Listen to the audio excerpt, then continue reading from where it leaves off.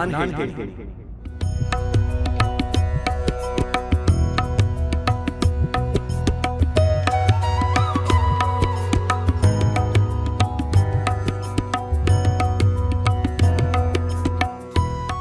ಶ್ರೀಹರಿ,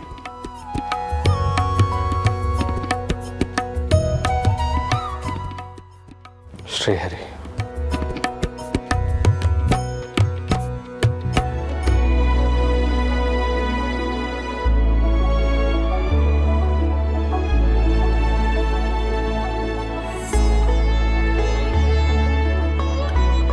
ನಿಮ್ಮ ಈ ಪ್ರಶ್ನೆಗೆ ನಾರಾಯಣಾಚಾರ್ಯರ ಪರವಾಗಿ ನಾನು ಉತ್ತರ ಕೊಡಬಹುದೇ?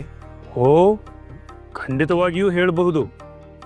ಆಚಾರ್ಯರಿಗೆ ಈ ವಿಚಾರ ಗೊತ್ತಿದೆ. ಅವರು ಬಹುಕಾಲದಿಂದ ಅಧ್ಯಯನದಲ್ಲೇ ಇದ್ದಾರೆ. ಜೊತೆಗೆ ಬ್ರಹ್ಮಚರ್ಯವನ್ನ ಮುಂದುವರಿಸ್ತಾ ಇದ್ದಾರೆ. ಹಾಗಾಗಿ ಪ್ರಸ್ತುತ ವಿಷಯದ ಬಗ್ಗೆ ಚರ್ಚೆ ಮಾಡೋದಕ್ಕೆ ಸಂಕೋಚವೂ ಕಾರಣವಾಗಿದೆ. ಹಾಗಾಗಿ ನಾರಾಯಣಾಚಾರ್ಯರ ಧ್ವನಿಯಾಗಿ ನಾನು ಉತ್ತರಿಸ್ತೀನಿ. ಆಗಬಹುದು. ಅವರ ಅಭಿಪ್ರಾಯ ನಿಮ್ಮ ಮುಖೇನ ಬರುತ್ತೆ ಅಂತ ಭಾವಿಸ್ತೇನೆ. ಧನ್ಯವಾದಗಳು. ದಾಂಪತ್ಯ ಅನ್ನೋದು ಬ್ರಹ್ಮ ಕೊಟ್ಟ ಸಹಭಾಗಿತ್ವ.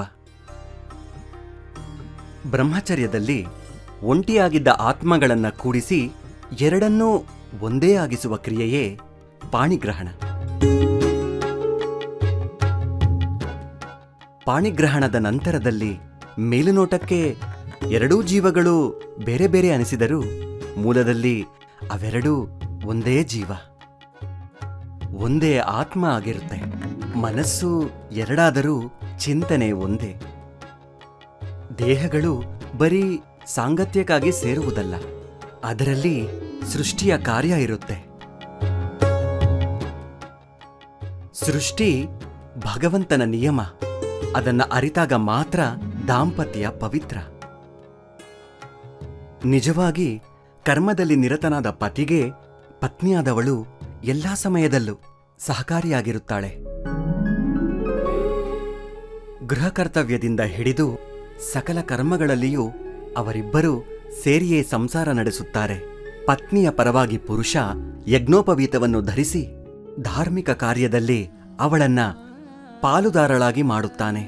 ಪತ್ನಿಗೆ ಸಮಾನ ಗೌರವ ನೀಡುತ್ತಾನೆ. ಮಕ್ಕಳನ್ನು ಹಡೆದರೆ ಪುರುಷ ಜೀವನ ಪೂರ್ತಿ ಆ ಮಕ್ಕಳನ್ನು ಸಾಕಿ ಬೆಳೆಸಲು ಶ್ರಮಿಸುತ್ತಾನೆ. ಕರ್ಮಗಳು ಅಂದ್ರೇನು? ಯಜ್ಞ ಅಥವಾ ದೇವತಾ ಕಾರ್ಯಗಳು ಮಾತ್ರ ಅಲ್ಲ. ಜೀವನದಲ್ಲಿ ನಡೆಸುವ ಎಲ್ಲ ಸಣ್ಣ ಪುಟ್ಟ ಕಾರ್ಯಗಳು ದೇವರ ಪೂಜೆಗಳೇ ಆಗಿರುತ್ತೆ. ಅದಕ್ಕೆ ಸ್ತ್ರೀಯಾದವಳು ಸಂಪೂರ್ಣ ಸಹಕಾರಿಯಾಗಿರುತ್ತಾಳೆ, ಪೂರಕವಾಗಿರುತ್ತಾಳೆ.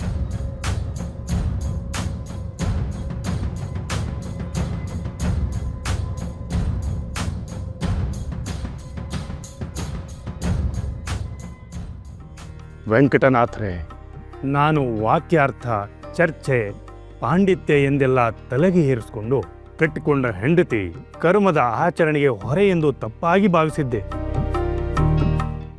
ನಿನ್ನಿಂದ ನನ್ನ ಅರಿವಿನ ಕಣ್ಣು ತೆರೆಯಿತು.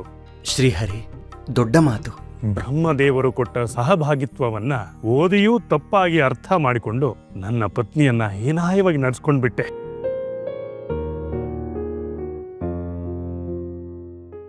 ಈಗ ನಿಮ್ಮಿಂದ ನಾನು ಖಂಡಿತ ಬದಲಾಗ್ತೇನೆ.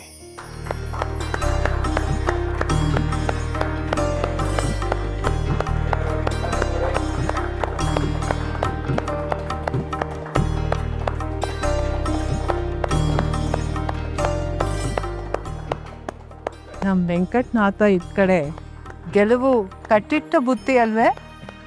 ಎಷ್ಟೇ ಆದರೂ ನಮ್ಮ ವೆಂಕಟನಾಥ ಶ್ರೀನಿವಾಸದ ವರಪ್ರಸಾದ ಅಲ್ವೇ ತಾಯಿ?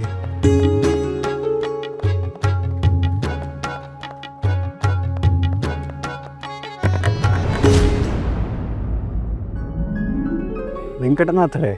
ಓ, ನಾರಾಯಣಾಚಾರ್ಯರೇ, ನಮಸ್ಕಾರ.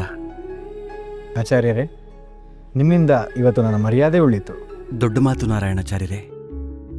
ನಿಮ್ಮಿಂದ ಮಠದ ಮರ್ಯಾದೆನೇ ಉಳಿದಿದೆ.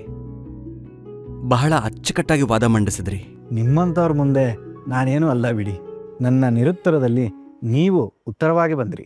ಮಠದ ವಾತಾವರಣದಲ್ಲಿ ಇರಬೇಕು ಅಂತ ಬಯಸಿ ಬಂದ ನನಗೆ ಅದು ತಪ್ಪಿ ಹೋಗದಂತೆ ನೀವೇ ಉಳಿಸಿದ್ರಿ.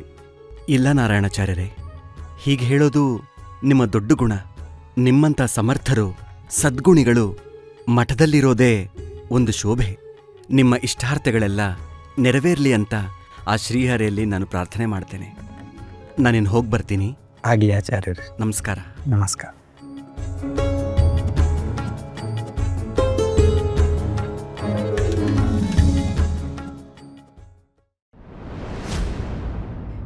ದೀಪಜ್ಯೋತಿ ಪರಬ್ರಹ್ಮ ದೀಪಜ್ಯೋತಿ ಜನಾರ್ದನ ದೀಪೋ ಹರತು ಮೇ ಪಾಪಂ ಸಂಧ್ಯಾ ದೀಪಂ ನಮಸ್ತತೆ.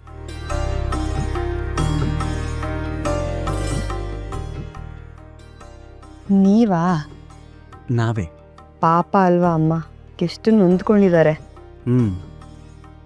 ಕೆಲವು ವಿಚಾರಗಳು ಹಾಗೆ ಸರಸು, ನಮ್ಮ ಕೈಲಿರೋದಿಲ್ಲ. ಆ ದೇವರೇ ಅವ್ರಿಗೆ ಸಮಾಧಾನ ಮಾಡಬೇಕು. ಸಮಾಧಾನ ಆದ್ರೆ ಸಾಕು. ಅಷ್ಟೇ ಸಾಕಾ? ಬೇರೇನೂ ಆಸೆ ಇಲ್ವೇ? ಹೆಂಡತಿ ಮನಸ್ಸಿನ ಆಳದಲ್ಲಿರೋ ಆಸೆಯನ್ನ ಈಗಲೇ ತಿಳ್ಕೊತಿರೋ, ಇಲ್ಲ ಅಗ್ನಿ ಕಾರ್ಯದಲ್ಲಿ ಅಗ್ನಿಯನ್ನ ಆಹ್ವಾನಿಸಿದ ಮೇಲೆ ತಿಳ್ಕೋಬೇಕಾ? ಹೆಂಡತಿಯ ಮನದಾಳಕ್ಕಿಳಿಯೋದಕ್ಕೆ ಅಗ್ನಿ ಕಾರ್ಯನೇ ಆಗ್ಬೇಕಾಗಿಲ್ಲ. ಅವಳ ಮನಸ್ಸಿಗೆ ಅವಳ ಕಣ್ಣುಗಳೇ ರಾಜಮಾರ್ಗ. ಆ ಕಣ್ಣುಗಳನ್ನ ನೋಡ್ತಾ ಇದ್ರೆ ಮನಸ್ಸಿನ ಆಳ ಕೆಳೆದು ಅವಳ ಬಯಕೆಗಳ ಮುತ್ತುಗಳನ್ನ ಆಯ್ದು ತರಬಹುದು. ಆದ್ರೆ ಅದಕ್ಕೆ ಪರಸ್ಪರರಿಗೆ ನಿಜವಾದ ಪ್ರೀತಿ ಇರಬೇಕು. ಅನುಮಾನ ನನ್ನ ಪ್ರೀತಿ ಬಗ್ಗೆನಾ ಅಥವಾ ನಿಮ್ಮ ಪ್ರೀತಿ ಬಗ್ಗೆನಾ? ಪರಿಶುದ್ಧ ಪ್ರೀತಿಯಲ್ಲಿ ಅನುಮಾನ ಎಲ್ಲಿಂದ ಬಂತು ಸರಸು? ಇಬ್ಬರೂ ಒಬ್ಬರಿಗೊಬ್ಬರು ಪೂರಕ, ಅರ್ಧನಾರೀಶ್ವರರ ರೂಪಕ. ಮತ್ತೇಕೋ ಈ ಕಾಯಿಸೋ ಕೆಲಸ? ಇಳಿದು ಬರ್ಬೋದಲ್ವೇ ಆಳಕ್ಕೆ? ಎತ್ತಿ ತರಲು ಮುತ್ತನ್ನ ತರಬಹುದು, ಆದರೆ ಈಗ ತರಬಲ್ಲ. ಯಾಕೋ? ನಮ್ಮ ಮುಂದೆ ಮಾತಾಗಿರೋದು ಅಗ್ನಿಯಿಂದ ವಿಷಯ ತಿಳಿಯುತ್ತಾ ಅನ್ನೋದ್ರ ಬಗ್ಗೆ. ಅದನ್ನ ತಿಳಿಬೇಕಂದ್ರೆ ನಾಳೆವರೆಗೂ ಕಾಯಬೇಕು.